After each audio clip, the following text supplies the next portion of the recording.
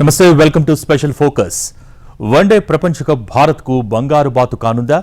కరోనాతో కునారిల్లిన ఆర్థిక వ్యవస్థకు బిగ్ బూస్ట్ ఇవ్వనుందా? ఒక్క వరల్డ్ కప్ నిర్వహించడం ద్వారా బీసీసీఐ వేల కోట్లు ఆర్జించనుందా? వరల్డ్ కప్ నిర్వహణ కోసం బీసీసీఐ ప్రణాళికలేంటి? ఆదాయ వనరులు పెంచుకోవటానికి పార్ట్నర్స్ ప్లాన్స్ ఎలా ఉన్నాయి? ప్రపంచ కప్ నిర్వహణ ప్రేక్షకులకు మజానిస్తే బీసీసీఐకి మాత్రం కాసులు కురిపించనుంది. వివిధ మార్గాల ద్వారా క్రికెట్ ప్రపంచ కప్ క్రేజ్ను ఆదాయ మార్గంగా మార్చుకునేందుకు బీసీసీఐ ఇప్పటికే ప్లాన్స్ అమలు చేస్తోంది. దీంతో పాటు ఇన్ఫ్రాస్ట్రక్చర్ను మెరుగుపరుస్తోంది. దేశంలోని ప్రధాన స్టేడియాలను అంతర్జాతీయ స్థాయిలో తీర్చిదిద్దోంది. భారత్లో క్రికెట్ అంటే ఓ మతం, క్రికెట్ అంటే దైవం.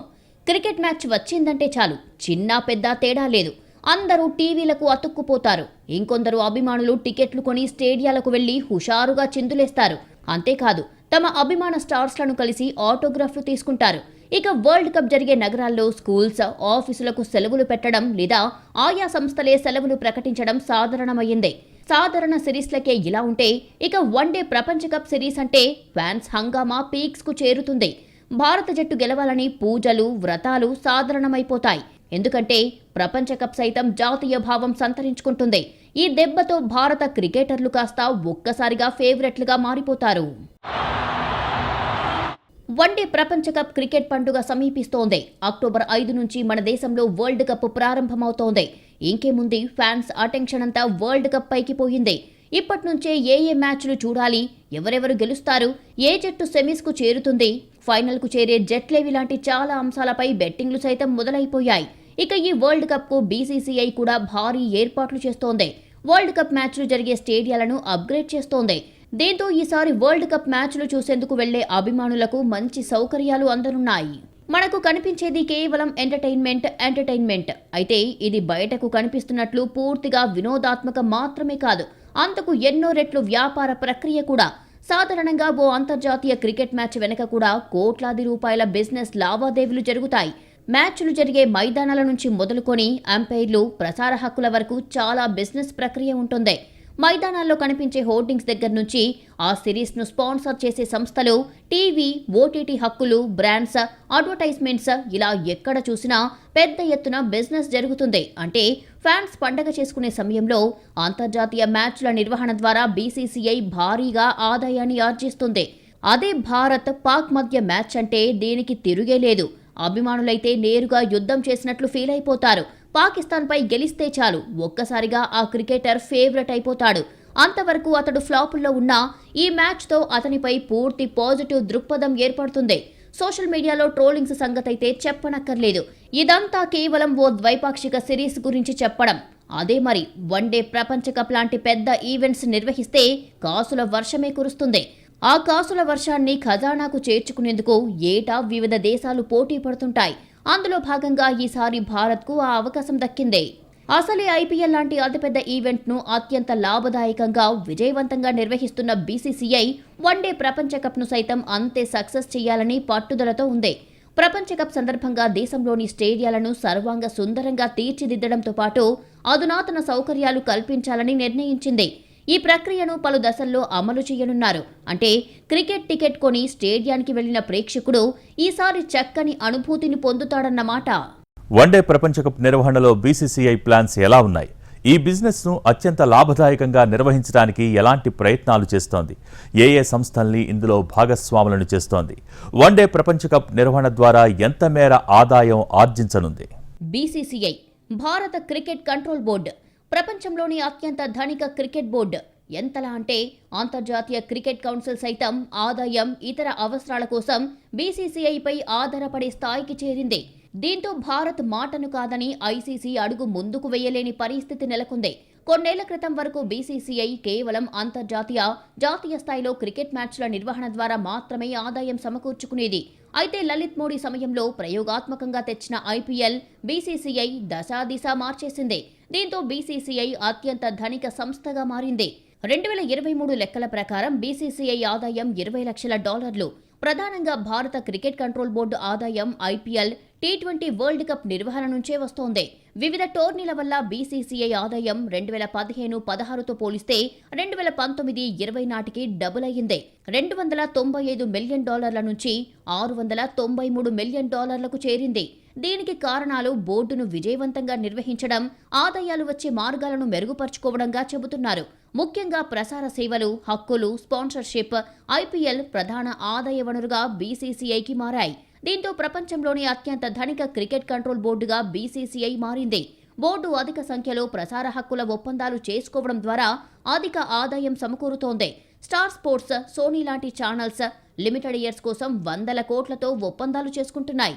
ఇటీవలే బీసీసీఐ 6,138 కోట్ల విలువైన ఒప్పందంపై సంతకం చేసింది. తర్వాత చెప్పుకోవాల్సింది స్పాన్సర్షిప్లు. 2017లో బీసీసీఐ 5 ఏళ్ల పాటు చైనాకు చెందిన ఒప్పోతో 1,079 కోట్ల విలువైన ఒప్పందంపై సంతకం చేసింది. అంతేకాదు బీసీసీఐ స్టాఫ్, అధికారులు, క్రికెటర్లకు కూడా ప్రపంచంలోని అత్యధిక వేతనం చెల్లిస్తుంది. దీనికి గాను గ్రేడ్లను ప్రవేశపెట్టింది. ఒక్కో గ్రేడ్కు ఒక్కో ధర చెల్లిస్తారు. ఇందులో A+ కేటగిరీకి చెందిన ఆటగాడికి ఏటా 7 కోట్లు, A, B, C కేటగిరీలకు చెందిన క్రికెటర్లకు 5 కోట్లు, 3 కోట్లు, కోటి రూపాయలుగా నిర్ణయించారు. కోచ్లు, సపోర్టింగ్ స్టాఫ్కు 50 లక్షల నుంచి కోటి రూపాయలు చెల్లిస్తున్నారు. ఐపీఎల్ బీసీసీఐకి మరో ముఖ్యమైన ఆదాయ వనరు. ప్రపంచంలోని అత్యుత్తమ ఆటగాళ్లు, వివిధ టీ20లకు ఆడుతున్న ఆటగాళ్లకు ఇందులో అవకాశమిస్తారు. ఐపీఎల్కు బీసీసీఐ గవర్నింగ్ బాడీగా ఉంటుంది. ఫ్రాంచైజీల ఫీజులు, ప్రసార హక్కులు, స్పాన్సర్షిప్ల ద్వారా భారీగా ఆదాయం సమకూరుతోంది. 2022లో ఐపీఎల్ ద్వారా బీసీసీఐ $8 బిలియన్ ఆర్జించింది. ఐసీసీ నుంచి వచ్చేదాంతో కలిపి బీసీసీఐ ఆదాయం ఉంటుంది. దీన్ని ఐసీసీ, క్రికెట్ బోర్డులకు పంపిణీ చేస్తుంది. ఐసీసీకి ఫండ్ రైజింగ్ లోనూ బీసీసీఐ కీలక భూమిక పోషిస్తోంది. ఒక టీ20 ప్రపంచ కప్ మ్యాచ్ కోసం వీక్షకుడు 2,700 సెకండ్ల ప్రకటనలు చూస్తాడు. కానీ ఐపీఎల్లో ఈ సమయాన్ని 3,000 సెకండ్లకు పెంచారు. టీ20 ప్రపంచ కప్తో పోలిస్తే ఐపీఎల్లో టీవీ ఛానళ్లలో ఎక్కువగా ప్రకటనలు ఉన్నాయి. ఈ ప్రపంచ కప్ కోసం ప్రతి 10 సెకండ్ల ప్రకటనకు దాదాపు 1 మిలియన్ నుండి 1.1 మిలియన్ వరకు ఉండవచ్చని అంచనా. ఒక కంపెనీ 10 సెకండ్ల ప్రకటనను ప్లే చేయాలనుకుంటే, ఒక కంపెనీ ఈ టోర్నమెంటును ప్రజెంట్ చేయవలసి వస్తే అది 550 మిలియన్ల నుండి 600 మిలియన్ల వరకు ఉంటుందని అంచనాగా ఉంది. అసోసియేట్ స్పాన్సర్షిప్ల కోసం 300 మిలియన్ నుండి 400 మిలియన్ వరకు అంచనాలు ఉన్నాయి. ఈ సందర్భంలో ప్రసారకర్త నిర్దిష్ట టీ20 ప్రపంచ కప్ నుండి 12 బిలియన్ల నుండి 12.5 బిలియన్ల ప్రకటన రాబడిని ఆర్జించవచ్చని అంచనా వేస్తున్నారు. ఐపీఎల్ ప్రపంచంలోనే అత్యంత ప్రముఖమైన లీగ్. ఈ లీగ్లో చోటు కోసం ఎన్నో కంపెనీలు కాచు కూర్చుంటాయి. ఇక ఇందులో ఛాన్స్ దొరికితే లైవ్ సెట్ అయినట్టే అన్నది ఆటగాళ్ల భావన. అంత ప్రాధాన్యం కలిగిన ఐపీఎల్ బీసీసీఐకి కాసుల వర్షం కురిపిస్తోంది. ఐపీఎల్ ఈ పేరు చెప్పగానే బ్యాటర్ల మెరుపులు, స్పీడ్ గన్స్ లాంటి బౌలర్ల హావభావాలు గుర్తుకొస్తాయి. నరాలు తెగే ఉత్కంఠ మధ్య చివరి బాల్ వరకు పోరాడే అద్భుత సన్నివేశాలు అనేకం. ఇవి కాక చీర్ గర్ల్స్ చిందులు, లేజర్ మెరుపులు ఒకటేమిటి, ఐపీఎల్ అనగానే ఎక్కడలేని జోష్ వచ్చేస్తుంది.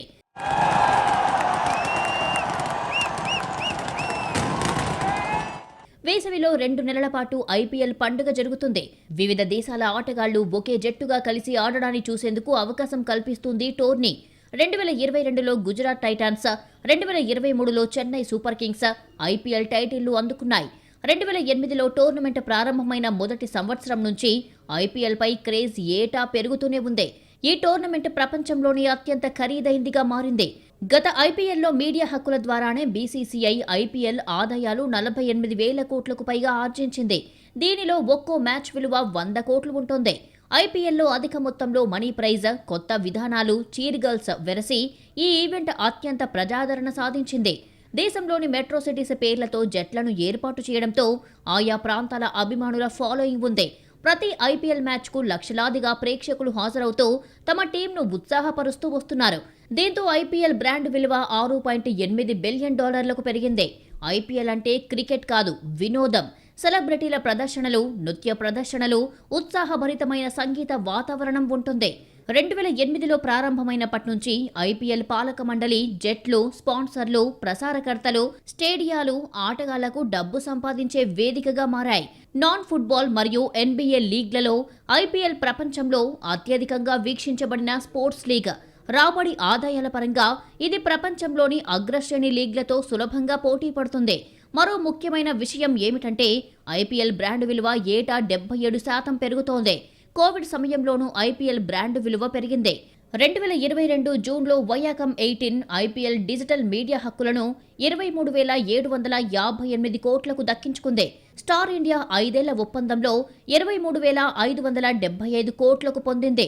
ఈ ఒప్పందాలు కలిసి రికార్డు స్థాయిలో $6.02 బిలియన్ అమ్ముడయ్యాయి. ఇది స్టార్ ఇండియా గత 5 ఏళ్ల డీల్ $2.4 బిలియన్ కన్నా చాలా ఎక్కువ. ఇక వయాకమ్ 18 నాన్ ఎక్స్క్లూజివ్ ప్యాకేజీని 2,991 కోట్లకు దక్కించుకుంది. టైమ్స్ ఇంటర్నెట్తో పాటు వయాకామ్ 18 1,324 కోట్లకు ఓవర్సీస్ టీవీ మరియు డిజిటల్ హక్కులను కూడా సాధించింది. ఐపీఎల్ టైటిల్ స్పాన్సర్గా టాటా సంస్థ 2 ఏళ్లకు 670 కోట్లు చెల్లిస్తోంది.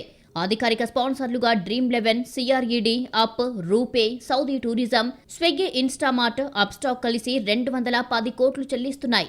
ఎంపైర్ల స్పాన్సర్లుగా పేటీఎం 28 కోట్లు, టికెట్ విక్రయాల ద్వారా సీఈఏటీ 30 కోట్లు చెల్లింపులు చేస్తోంది. ఆన్లైన్ టికెట్ ధర 500 నుంచి 30,000 వరకు ఉండవచ్చని అంచనా. ఈ మ్యాచ్ల్లోనూ ముంబై ఇండియన్స్, రాయల్ ఛాలెంజర్స్ జట్ల మ్యాచ్లకు ఎక్కువ ప్రజాదరణ ఉంటుంది. ఇక ప్రకటనల ద్వారా అంటే డిస్నీ హాట్స్టార్ నుంచి 2022లో 1,500 కోట్లు ఆర్జించింది. క్రికెట్ ప్రపంచ కప్ 2023-2019 ఎడిషన్లో 4 ఏళ్ల క్రితం చేసిన 1,350 కోట్లతో పోలిస్తే టీవీ మరియు డిజిటల్ ప్లాట్ఫారంలలో కలిసి 2,000 నుంచి 2,200 కోట్ల యాడ్ రాబడిని ఆర్జించే అవకాశం ఉంది. 2018-2022 ఆర్థిక సంవత్సరాల మధ్య ఏకంగా బీసీసీఐ 27,411 కోట్లను ఆర్జించింది. దీంతో ప్రపంచంలోనే రెండో అతిపెద్ద ధనిక క్రీడా సంస్థగా ఆవిర్భవించింది. ఈ వివరాలను ఆర్థిక శాఖ సహాయ మంత్రి పంకజ్ చౌదరి రాజ్యసభలో వెల్లడించారు. క్రికెట్ రెగ్యులేటరీ బాడీకి మీడియా హక్కులు, స్పాన్సర్షిప్లు, ఇంటర్నేషనల్ క్రికెట్ కౌన్సిల్ ఐసీసీ నుంచి వచ్చే ఆదాయ షేర్ల ద్వారా బీసీసీఐకి భారీగా ఆదాయం సమకూరిందని అన్నారు. ఐపీఎల్, భారత క్రికెట్ మీడియా హక్కుల ధరలు పెరగడంతో బీసీసీఐ ఆదాయం మరింత పెరిగింది. 2024 ఆర్థిక సంవత్సరంలో మరింత ఆదాయం రానుంది. డిస్నీ స్టార్ వయాకమ్ 18తో 5 ఏళ్ల పాటు 48,390 కోట్ల ఒప్పందం కుదుర్చుకున్నందున వచ్చే ఆర్థిక సంవత్సరంలో ఆదాయాలు మరింత పెరగనున్నాయి. 5 ఏళ్ల పాటు ఐపీఎల్ మీడియా హక్కులతో పాటు మరికొన్ని డీల్స్ కూడా ఉన్నాయి. అయితే బీసీసీఐకి ప్రధాన ఆదాయ వనరు స్పాన్సర్షిప్లు. బీసీసీఐ యొక్క ప్రధాన కిట్ స్పాన్సర్ ఎంపీఎల్ స్పోర్ట్స్. ఈ సంస్థతో 2023 వరకు ఒప్పందం ఉంది. దీనికోసం ఎంపీఎల్ యొక్క బేస్ ధర ఒక్కో మ్యాచ్కు 6.5 మిలియన్లు, సంవత్సరానికి 30 మిలియన్లను బీసీసీఐకి చెల్లిస్తుంది. భారత క్రికెట్ జట్టు జెర్సీలపై జెర్సీ స్పాన్సర్ పేరు ఉంటుంది.